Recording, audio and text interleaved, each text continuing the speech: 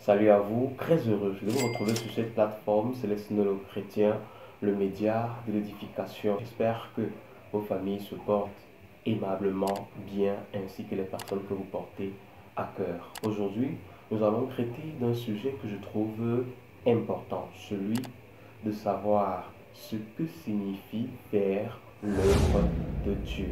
De nombreuses personnes parmi nous comprennent et ne sauraient comprendre l'œuvre de Dieu hors du cadre ecclésiastique, hors des quatre murs des églises locales. Nombreux parmi nous circoncisent l'œuvre de Dieu au simple revêtement de la tenue sacerdotale. D'autres uniquement au fait d'arborer un col blanc en col pastoral. Ailleurs, on parlerait des tiares qui représenteraient ici la symbolique de la manifestation de l'œuvre de Dieu. Pour certains, l'œuvre de Dieu consiste uniquement à la présence massive lors des séances de prière et d'intercession. On a habitué aujourd'hui l'opinion communautaire à comprendre que l'œuvre de Dieu ne se limitait qu'à la vie dans les communautés. Ainsi, des prédicateurs montent sur les créneaux et demandent aux croyants de ne pas négliger l'œuvre de Dieu, de ne pas banaliser ou abandonner l'œuvre de Dieu.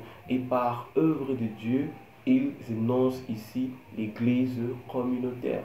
Plusieurs, par contre, attirent les regards des chrétiens sur les dîmes et les offrandes. Je crois qu'il est important que le chrétien, par l'amour du Dieu qui brûle en lui ou qui brûlerait en lui, que celui-ci s'engage dans le service avec ses avoirs. Mais cela ne devrait pas être une chanson que l'on braillerait à longueur de période dans les oreilles et dans l'âme du chrétien comme étant un axe majeur ou comme étant le seul moyen par lequel celui-ci devrait honorer ou servir ou faire l'œuvre de Dieu. Aujourd'hui, on a l'impression que si on n'est pas évêque, si on n'est pas diâtre, si on n'est pas diaconesse, si on n'est pas choriste, on n'est pas en train de réaliser l'œuvre de Dieu.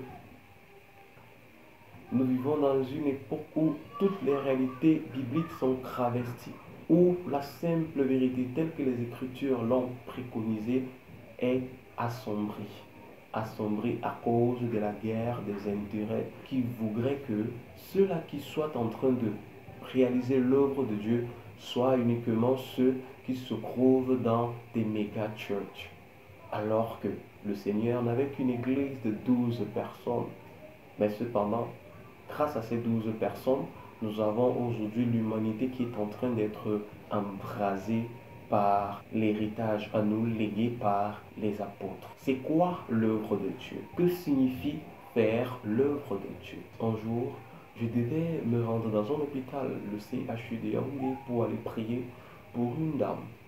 Et le même jour, pratiquement à la même heure, je devais être dans l'église communautaire pour assumer les responsabilités qui m'avaient été données par là. Et plongé dans ce mélo, ma grande sœur m'a appelé, je rends grâce au Seigneur pour elle. Elle m'a appelé et elle m'a posé une question qui est devenue fondamentale. Elle m'a dit, petit frère, qui te fait comprendre que en allant prier pour cette dernière, ce n'est pas l'œuvre de Dieu que tu seras en train de réaliser? Penses-tu uniquement que Jésus t'attend à l'église? Cette femme qui t'attend à l'hôpital, n'est-ce toujours pas l'œuvre de Dieu qui t'attend de ce côté-là? Cette question a provoqué en moi un bouleversement parce qu'il y avait l'émotion d'aller servir en communauté, plaire au berger de la communauté, et de l'autre côté le mal-être d'aller plaire au Saint-Esprit alors qu'à l'église, on allait m'acclamer. Donc, nombreux de nos frères et de nos sœurs sont bloqués dans cette impasse-là où ils ont du mal à faire le choix entre servir l'homme et servir Dieu. Par elle, j'ai su faire la part des choses, à savoir honorer le Créateur plutôt que la créature. Mes chers amis, c'est quoi faire l'œuvre de Dieu? Lisons ensemble ce que nous disent les Écritures. Et ça se trouve dans le livre de Jean, chapitre 6, à partir du verset 28. Ils lui dirent, que devons-nous faire pour faire les œuvres de Dieu? Jésus leur répondit, l'œuvre de Dieu, c'est que vous croyez en celui qu'il a envoyé. Les amis, voyez-vous, la masse avait les regards rivés sur des détails, alors que le Seigneur, il a toujours eu le regard rivé sur l'essentiel. Le peuple ici parle des œuvres de Dieu, mais le Maître, Jésus-Christ, parle de l'œuvre de Dieu. Ils étaient dans des détails, ils étaient sur du superflu. Ils ne connaissaient même pas ce qu'ils faisaient et ce vers quoi il fallait tourner leur quête. Si bien qu'ils se sont laissés éblouir, ils se sont laissés impressionner par les réalisations du Maître. Écoutons la suite de ce que ces personnes revendiquent. Ils demandent au Seigneur Jésus, quel miracle fais-tu donc afin que nous croyions et que nous croyons en toi? Que fais-tu? Aujourd'hui, c'est cette hérésie-là qui bouleverse encore de nombreuses communautés et même la vie de plusieurs enfants de Dieu. Plus un individu réalise des miracles, plus il est susceptible d'être celui qui manifeste ou qui ferait l'œuvre de Dieu. Or, si nous commençons à comprendre la chose dans ce sens-là, il faudrait ne pas ignorer que même les prophètes de Baal, même les magiciens de Pharaon réalisaient toutes ces superberies. Ce n'est pas parce que des individus manifestent ou réalisent ce qu'ils appellent des miracles qu'ils sont en train de faire l'œuvre de Dieu. Loin de là. Ce n'est non plus parce qu'un individu est en train de bâtir une gigantesque cathédrale qu'il serait en train de réaliser l'œuvre de Dieu, loin de là. Ce n'est encore moins parce qu'un individu serait en train de devenir le plus grand artiste chanteur gospel qu'il serait en train de faire l'œuvre de Dieu, loin de là. Ce n'est également pas parce qu'un individu prophétiserait sur toute la terre entière qu'il serait aussi en train de faire l'œuvre de Dieu. Ce n'est que fumée. L'œuvre de Dieu, c'est que les hommes croient en celui que le Père a voulu présenter aux hommes comme étant la seule solution par laquelle nous pouvons et devrions être sauvés, à savoir Jésus-Christ. Maintenant, dans la vie du chrétien, dans la vie de l'enfant de Dieu, c'est quoi faire l'œuvre de Dieu? L'œuvre de Dieu, c'est tout simplement être partout là où Christ a besoin d'être révélé et manifesté. Christ voudrait que nous fassions l'œuvre de Dieu dans la vie de nos enfants, de nos petits frères, de nos petites sœurs, dans la vie de nos voisins. Christ voudrait que nous fassions l'œuvre de Dieu dans nos postes de responsabilité, dans une gendarmerie, dans un commissariat, sur un terrain de football, dans un bureau, dans un marché.